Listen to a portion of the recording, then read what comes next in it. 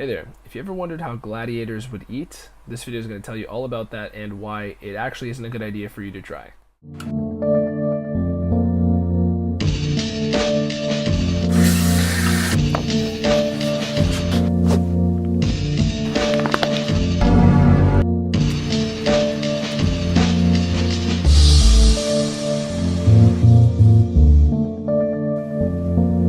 So I have another video on my channel called How Spartans Would Eat and how Spartans basically would live a ketogenic lifestyle for most of the year. And in that video, just, you can go watch it and learn a lot about muscle building on keto.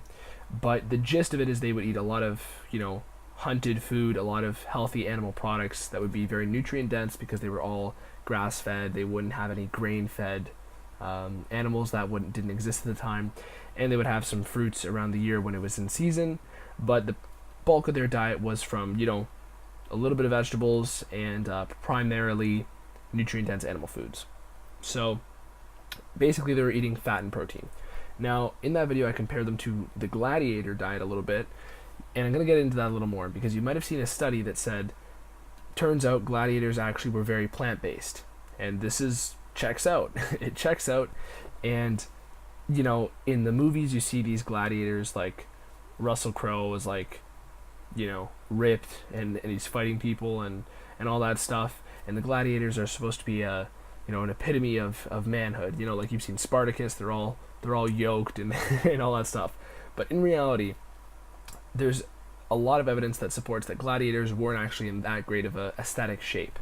They were a lot fatter, not necessarily fat, but they had more body fat, and that would have a larger role in protecting them against cuts. They wouldn't want to be as lean. They wouldn't want the veins to be exposed because that would be dangerous for them fighting people with swords or like fighting lions and stuff like that. But overall, these guys would eat a very carb dense lifestyle, and they had a lot of plant foods in the diet and good amount of fruits. So at first a lot of people would try to market this discovery as like, oh, these gladiators were plant-based, and that's good, right? And hey, you can, if you want to eat plant-based, go for it. But what I'm just saying is you have to understand the context that these gladiators were all slaves. So they were not given the most nutrient-dense foods, especially when you think about the Romans, and they wouldn't want to give their most nutritious, nutrient-dense foods, especially if they had to be hunted and there was no mass production of these more nutritious foods, to these guys who were probably going to go get killed in battle anyways. Like half of them were going to die basically.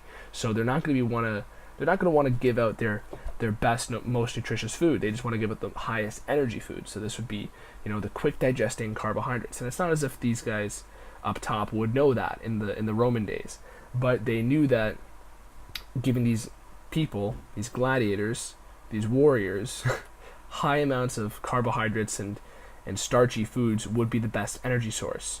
And that's probably what they focused on. And overall, it's not as if these people had any idea of nutrition at the time, but if you're trying to give yourself a quick energy source and perform optimally, then carbohydrates are going to do that for you.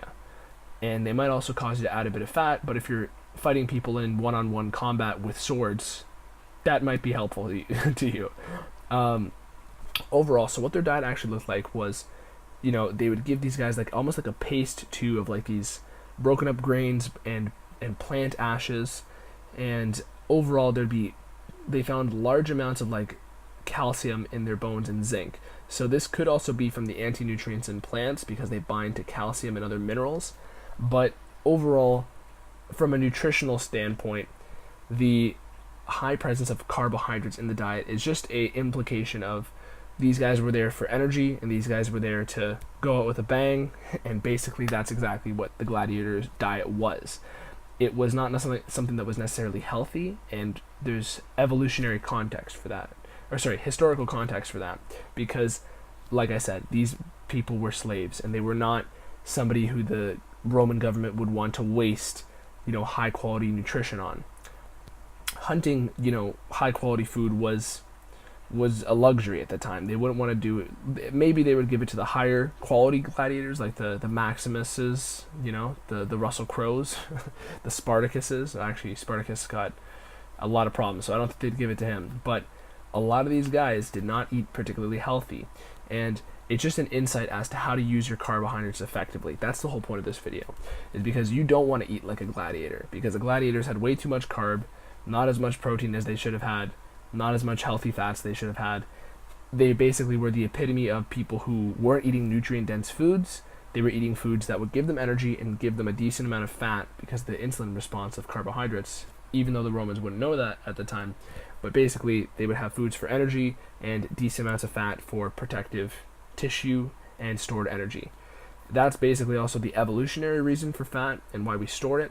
But as far as, if you've ever thought of, I want to do a diet of some ancient civilization that had a high emphasis on nutrition or something like that, or a tribe nutrition, or some people look up the nutritions of fruitarian or tribes that were eating only meats, things like that. If gladiators ever popped in your head, know that that's probably not the way to go. If Spartans popped in your head, that's a better way. Ancient Greeks popped in your head, maybe also better than the gladiators. But overall, if you were ever curious about gladiator diets, not one you'd want to pick up, not one that's going to give you much nutrition. It's going to make you a little bit fat, and you're going to be running around bouncing off the walls and fighting lions.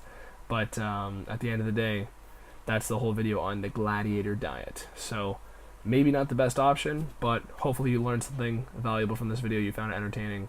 But overall, thank you for watching. My name is Anthony Romano. Hit the little notification button and like my video, subscribe. Peace.